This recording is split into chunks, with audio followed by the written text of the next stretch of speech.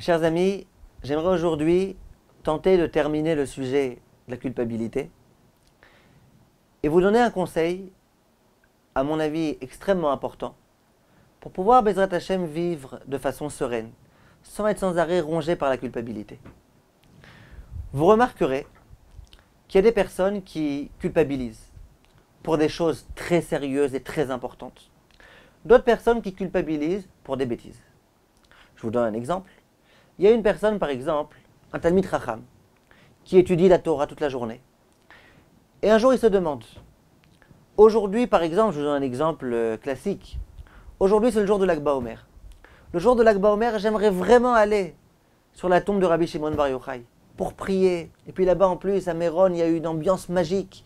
Et c'est extraordinaire d'être là-bas. J'aimerais beaucoup. Simplement, si je m'y rends, eh ben, pendant toute la journée, je ne pourrais pas étudier. En tous les cas, je ne pourrais pas étudier avec la même assiduité. Qu'est-ce que je fais? Je vais ou je ne vais pas? Et disons que la personne se dise, ben, je vais y aller. Je vais aller là-bas. Cette personne-là, elle va aller là-bas, elle va passer sa journée à danser là-bas avec la foule qui se trouve, elle va passer sa journée à prier, elle va faire tout ce qu'elle va pouvoir là-bas. Et puis à la fin de la journée, ce qui risque de se passer, et ce qui se passe chez beaucoup de nos contemporains, c'est qu'ils vont se dire, ouais, c'est pas dommage. Mes amis, ils étaient au kollel toute la journée, ils se sont balancés sur leur Gemara, ils ont réussi à étudier des pages entières. Et moi, bon, c'est bien beau, j'ai dansé à Marabba Kiveh, à Ashrechem, Israël, c'est très bien tout ça. Mais finalement, elle est où mon étude? C'est pas dommage. Et puis en plus, c'est maintenant me coucher tard, et demain je risque de me lever tard, etc., etc. La personne tombe ici dans le piège de la culpabilité. Elle va culpabiliser. Ça, c'est pour les choses sérieuses. C'est très sérieux. La personne elle culpabilise parce qu'elle pense qu'elle a perdu son temps, qu'elle n'a pas ménagé son temps comme c'était a priori la volonté d'Akadosh Baruch Hu. Il y a d'autres personnes qui vont culpabiliser pour des bêtises.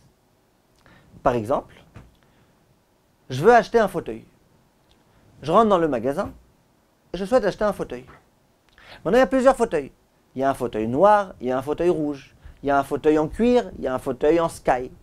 Il y a un fauteuil ceci, il y a un fauteuil cela. Et moi, je me demande lequel je vais acheter. Ça, vous avouerez qu'il y a énormément de personnes qui sont concernées par ce problème. La personne, elle ne sait pas, elle hésite. Il y a celui-là, qu'est-ce que je fais? Puis finalement, elle décide, j'achète celui-là. Et ensuite, pendant toute la soirée, elle va culpabiliser. Ouais, j'ai pris celui-là, j'aurais pas dû prendre l'autre.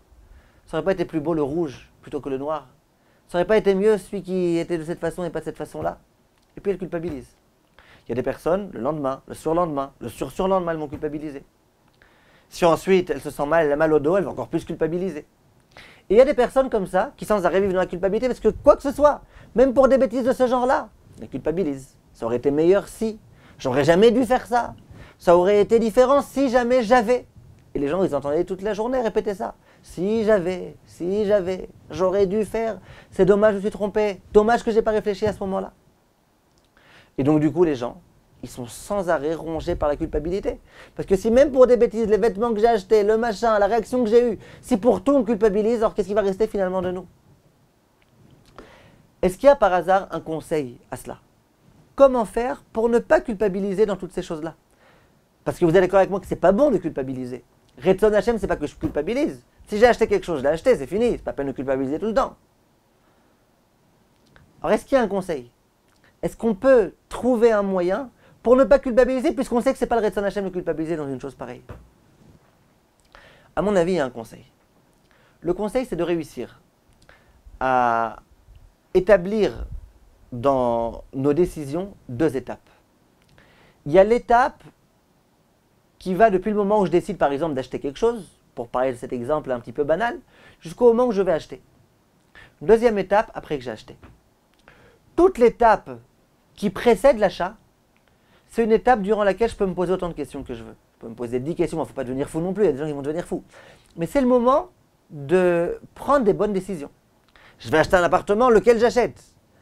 Assieds-toi bien, réfléchis bien, amène des gens qui s'y entendent, demande conseil.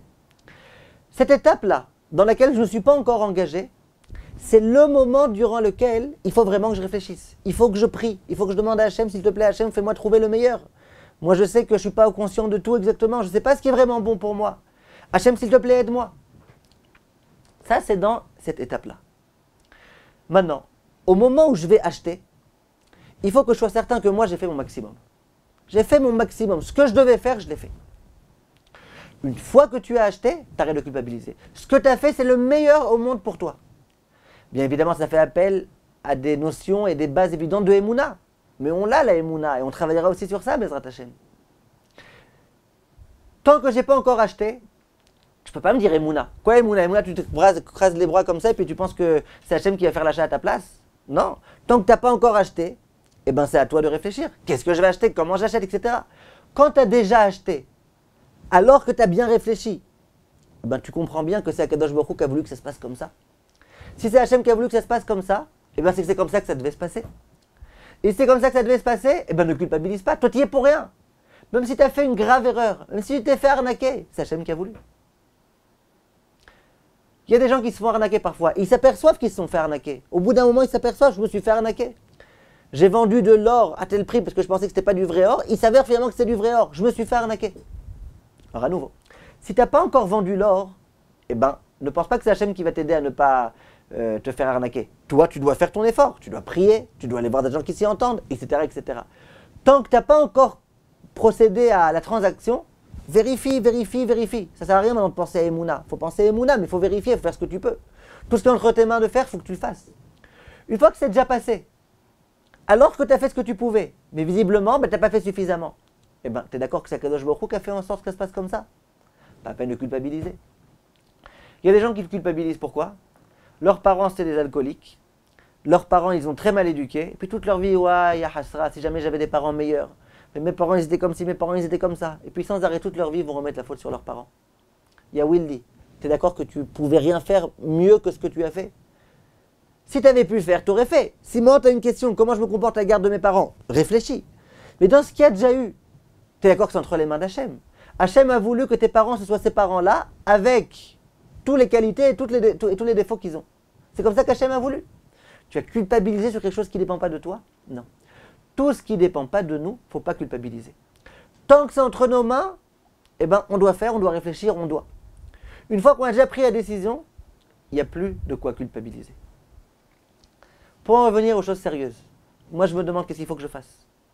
Il faut que je reste au Kollel ou il faut que j'aille à Méron à l'Akba Omer? Bonne question.